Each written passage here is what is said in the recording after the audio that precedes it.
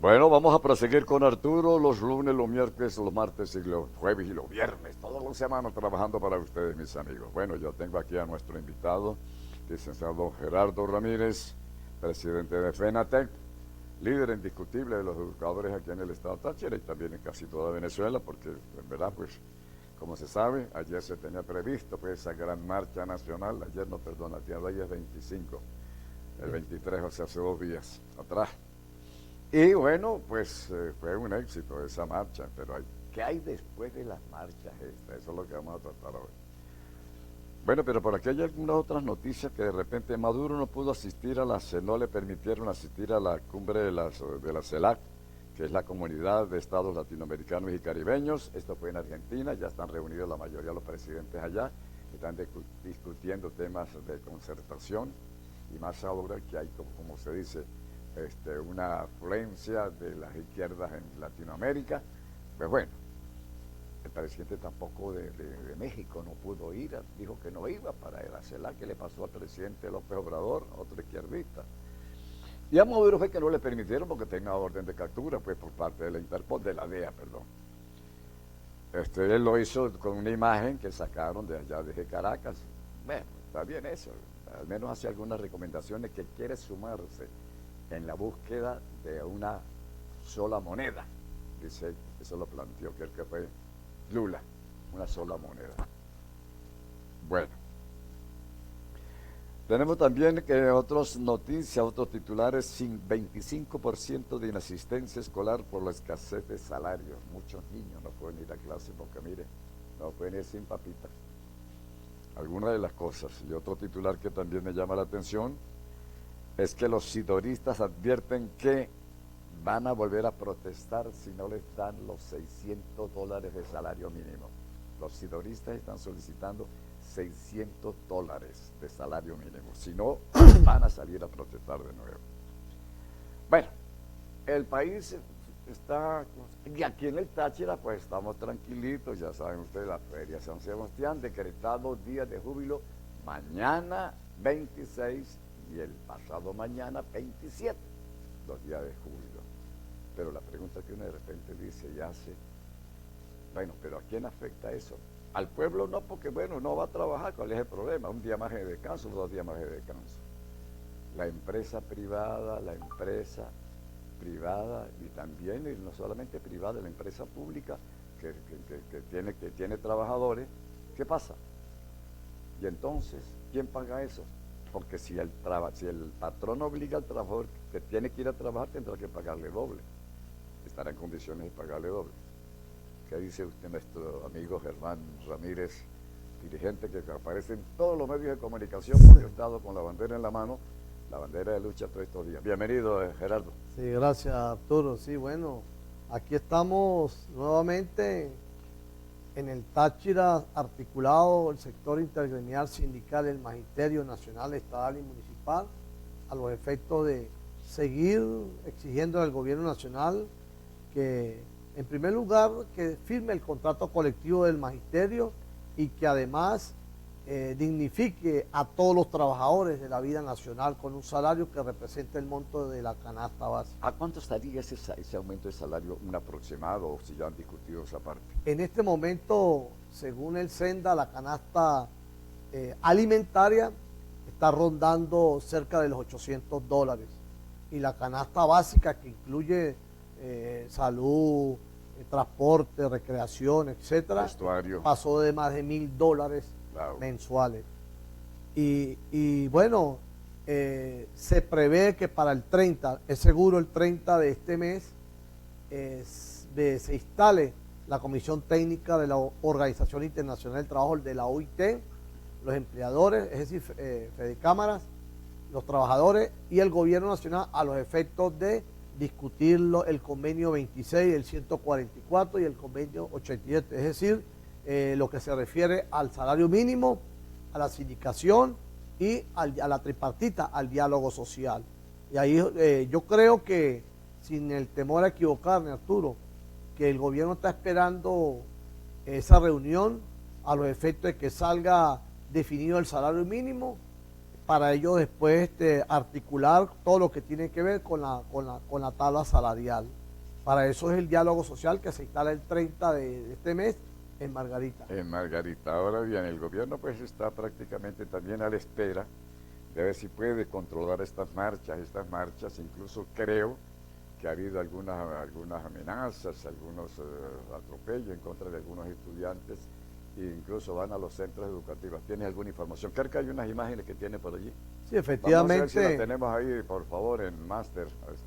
Me han llegado a mi celular en el día de ayer fotografías de la Escuela Estatal República del Ecuador, ubicada en la calle 15 o carrera 15, pasaje Cumaná, aquí en San Cristóbal, y en Las Vegas de Tavira, donde se hizo acto de presencia, en uno la Policía Nacional Bolivariana y en el otro el Ejército con armamento.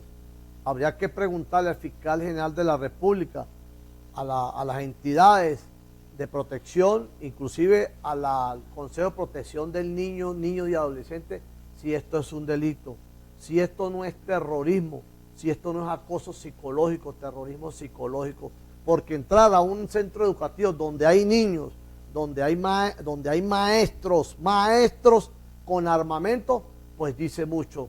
¿Cuál es el trasfondo de la presencia de los militares? Y en la fría, en estos días me va a llegar la fotografía donde entró también el SEBIN a un centro educativo. Pero eso es prácticamente que como amenaza o intimidación para que no vayan, para que tienen que asistir a clases. Sí, lo están haciendo en todos los centros, en la mayoría de los centros educativos, y por cierto, el gobierno regional y nacional han activado lo que ellos llaman las VC. Yo tengo que decirle a los maestros, a los padres y representantes, que las VC son instancias políticos partidistas del PSUV, que fueron elegidos en el PSUV, y no hay ningún ordenamiento jurídico, ninguna norma que aplique que estas instancias de las VC, que son instancias políticas del partido de gobierno, que tenga la cualidad o la facultad para incidir en lo que tiene que ver con el ámbito educativo. Lo que pretende el gobierno nacional o regional es que la VC tome decisiones dentro del ámbito educativo, y eso es ilegal, porque el artículo 12 de la Ley Orgánica de Educación lo establece, que la prohibición del proselitismo político, de instancias políticas partidistas dentro de los centros educativos. Eso está prohibido. No permitan que estas instancias políticas partidistas entren en las instituciones a objeto de decidir si ustedes, porque eso es lo que se está ahorita manejando, entre padres y representantes, maestros, decidir cuántos días podemos nosotros recibir niños. En algunos casos 1 o 2 días. En unos centros educativos han decidido cerrar la escuela hasta tanto el gobierno no le aumente el salario a los maestros. Ahora bien, pasó el 23 de enero, había mucha expectativa a nivel nacional, porque se hablaba de una marcha bastante nutrida, masiva, y eso pues, como se entenderá, el gobierno estaba un poco preocupado. Pero la marcha afortunadamente a nivel nacional fue pacífica, sí. No hubo problema, no hubo alteración del orden público, y eso pues satisfizo incluso a las comunidades, pues, que temía lo peor, pero fue bien. Tienen un balance, un resultado más o menos de esa no paralización de esas marchas. Arturo, hay una cosa muy importante que tenemos que resaltar aquí, que yo digo que es un valor agregado, y es que la movilización social, gremial, sindical, contractual que se está desarrollando en todo el país tiene un valor agregado, y es que estamos siendo respaldados por los padres y representantes. Nunca jamás había ocurrido eso. Papá y mamá. Ajá.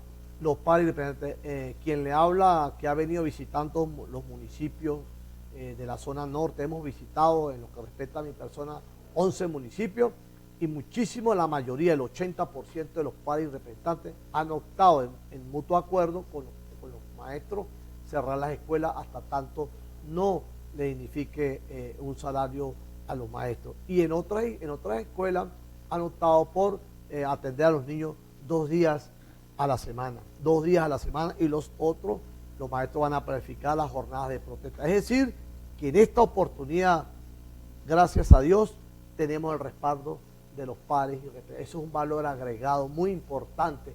La marcha nuestra es una marcha social, una marcha de dignificación por la libertad sindical, por la vida y por la libertad. Cuando hablo vida es porque realmente nosotros los maestros, los trabajadores estamos sobreviviendo prácticamente. Y cuando hablo de libertad no me refiero al ingrediente, porque es que a veces la gente relaciona libertad con política partidista, aunque el principio de libertad es un principio que está dentro de la política como ciencia. Libertad significa que en el momento en que nosotros cobremos la quincena, nosotros podamos ir al supermercado a comprar la comida que nos dé la gana, que podamos ir al almacén a comprar los zapatos que nos dé la gana y no esperar una bolsa de crack con gorgojo o un par de zapatos de 9 bolívares. Fíjate que ocurrió el fin de semana, Artur, permítame esta partecita.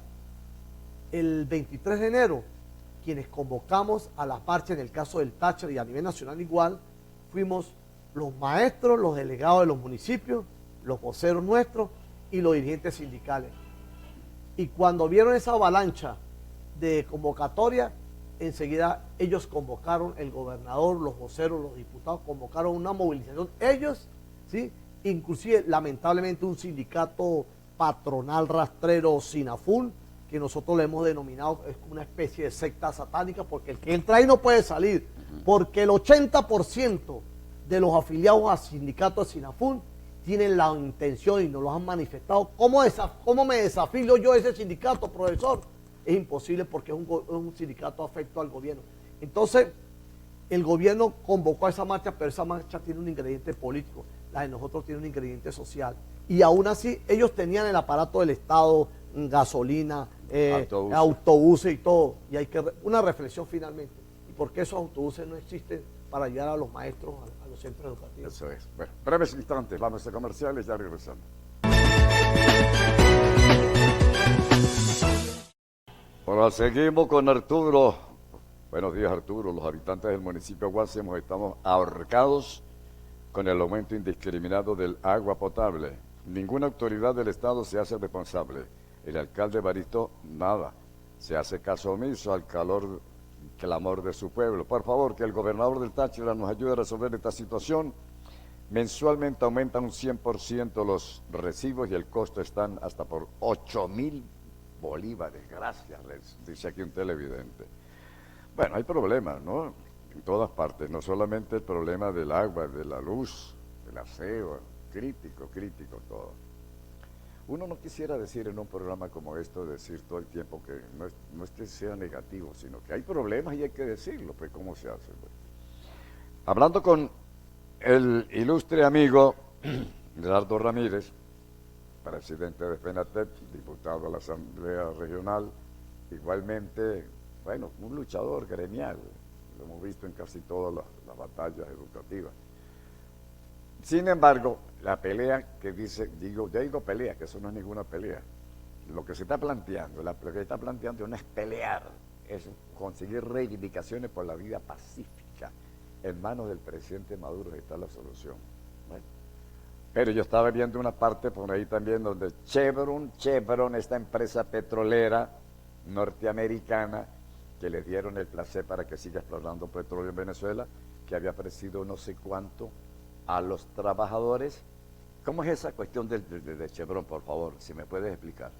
Bueno, uno de los dirigentes de Fetrapetróleo, Iván Freite, manifestaba ayer a través de los medios de comunicación que esta empresa Chevron le ofreció para que se reanudaran las actividades de explotación, etcétera, le ofreció un salario de $800 y un HCM con extensivo a nivel internacional, una cobertura amplia para los trabajadores y de la industria petrolera. De la industria petrolera. Ajá. Y el ciudadano presidente obrero Nicolás Maduro se negó, que eso no lo podía permitir.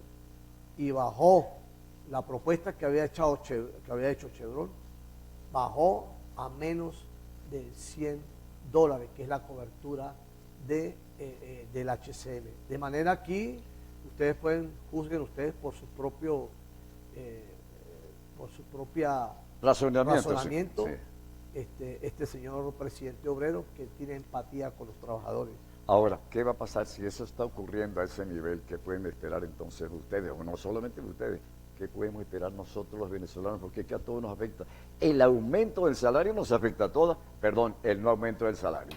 Sí, fíjate que estaba leyendo esta mañana por las redes sociales que la supuesta Asamblea Nacional del 2020, la ilegítima, hasta hoy, hasta ayer, se va a debatir el salario de los trabajadores. Hasta ayer se va a debatir el salario de los trabajadores, etcétera, etcétera, y que se va a hacer un cronograma para rescatar el poder adquisitivo de los trabajadores. Bueno, ahí está la respuesta de la tragedia. Nosotros los maestros tenemos un año discutiendo el contrato colectivo. Los trabajadores de la administración pública, los trabajadores nacionales tenemos salarios miserables de $6, cuando el Banco Mundial establece que quien gane menos de $1.95 diarios se considera en pobreza extrema, ¿sí? Precaria. Nosotros los trabajadores prácticamente desaparecimos. Bueno, ahí está la respuesta. Hasta ayer anunciaron que se iba a debatir en la Asamblea Nacional, en la Asamblea del 2020, el tema salarial. Y lo que yo presumo, que estoy casi seguro, cada vez que los trabajadores salen a la calle, ellos buscan la manera para meter los trabajadores, para bajar la tensión.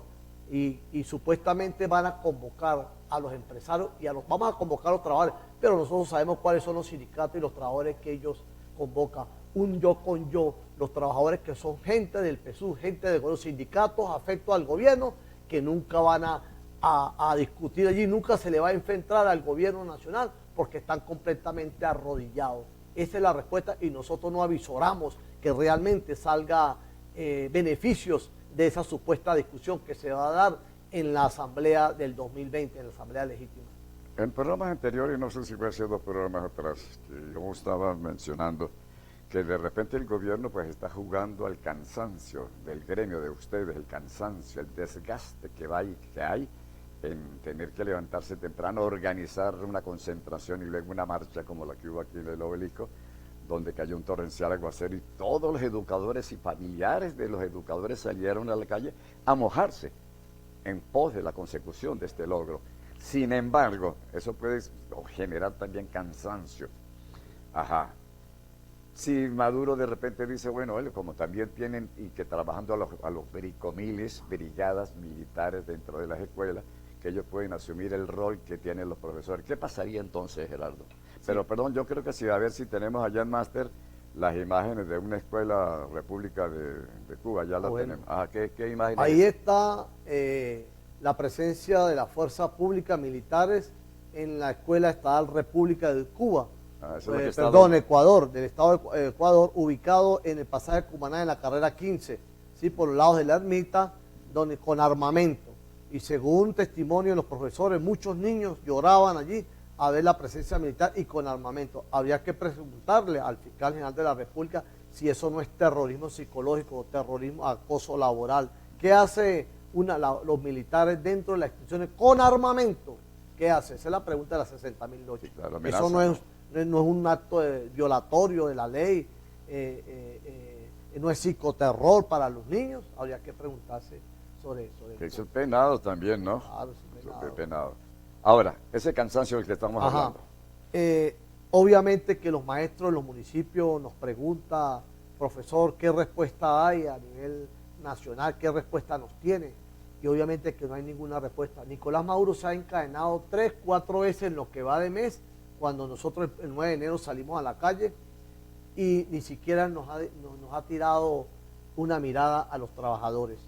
Convocó para una marcha de ellos en el balcón del pueblo, entre comillas, y no dijo, duró 12 minutos y no dijo absolutamente nada, porque no le interesa, a él no le importa que los maestros, los trabajadores estemos en la calle levantando las voces, las banderas de la lucha, la bandera de exigir vida, calidad de vida. A él no le importa, él lo que juega al cansancio, al desgaste.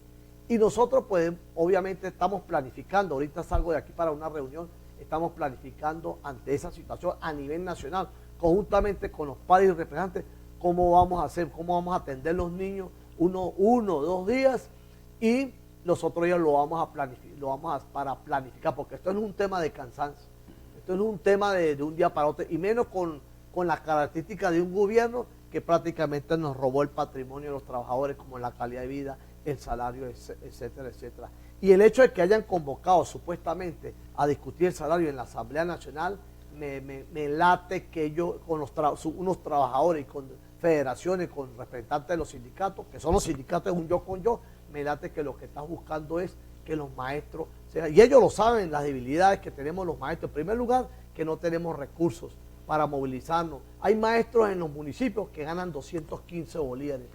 Y no me lo dijeron, por WhatsApp, sino estuve in situ en Ceboruco, en Umuquena, en La Fría, maestras que lloraban. Por eso soy madre de 2 niñas y mire lo que yo gano. ¿Ah? Ni siquiera asistiendo a los centros educativos 2 días le alcanza el salario de una maestra.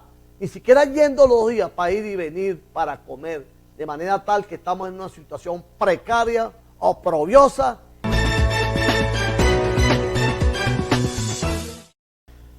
Bueno, mis amigos, recuerden que este programa es con Arturo, de noticias y opinión, pero uno que otro, yo les atiendo uno que otro mensajito, sí es verdad. Yo siempre utilizaba eso, que la gente participara, pero hay veces repetían demasiado la misma información y eso pues te quita espacio, ¿no? Con una sola vez que viene una noticia solicitando que se transmita algo, con mucho gusto se puede hacer, ¿no? Bueno, por aquí hay algunas informaciones. Sin descanso, 400 protestas de maestros se registraron en la primera quincena de enero, según el Observatorio Venezolano de Conflicto Social. Ajá, tenemos también, si quieres vivir, debes tener 2 trabajos, afirman docentes venezolanos, así como nosotros nos dedicamos a enseñar, merecemos sueldos dignos, reseñan otros televidentes. Tenemos información. Comisión de Primera espera respuestas del Consejo Nacional Electoral para apoyo técnico en el evento electoral que definirá el candidato que se medirá al régimen en las presidenciales. Bueno, hay muchas informaciones, pero por ahí me llegó una ayer que, a mí me llamó la atención, pues yo dije, porque realmente honor a quien honor merece. Y me decía un televidente, ilustre diputado, que si así como hay tantos aspirantes a figurar como candidatos presidenciales, que por qué no nominar por el gremio a la negra Elsa, la educadora esta guerrera nacional, también como candidata a la presidencia de la República, a que porque es negra, que porque no viste bien, ¿qué es eso? Bueno, esa pregunta se le hicieron a la profesora Elsa Castillo, y la respuesta que dio la profesora Elsa fue: a mí no me metan en esa piscina, aunque yo sé nadar, pero en esa piscina no me metan ahorita. Yo estoy con los maestros, esto es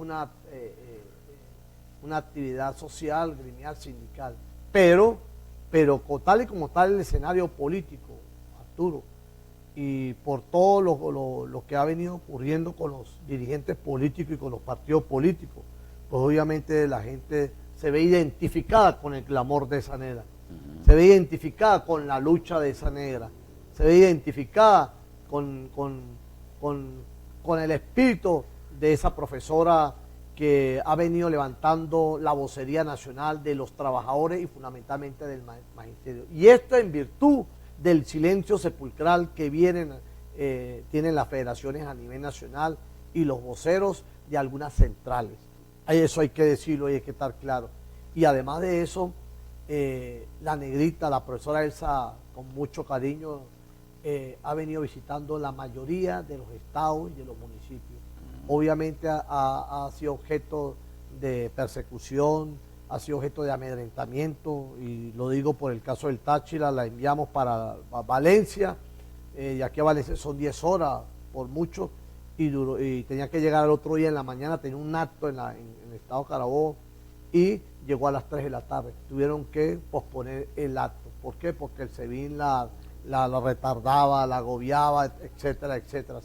Sin embargo, ella ha venido levantando la voz, que es lo que nosotros pedimos, que es lo que la gente se siente identificado con la voz de esta mujer. Y bueno, es una venezolana, tiene la oportunidad legítima para ser candidata a lo que sea. Si la negra se lanza una primaria y la gente vota por ello, los trabajadores, los maestros, bienvenidos sean. Yo pienso que la profesora Elsa Castillo realmente pues ahora no ha querido hacer públicas esas cosas que el pueblo le ha pedido, pues yo sé porque yo sé, tengo información también nacional, que le ha pedido que por qué no se nomina, que está por encima de muchos que se dicen líderes y que no tienen nada en la bola, utilizando esa expresión deportista beisbolística.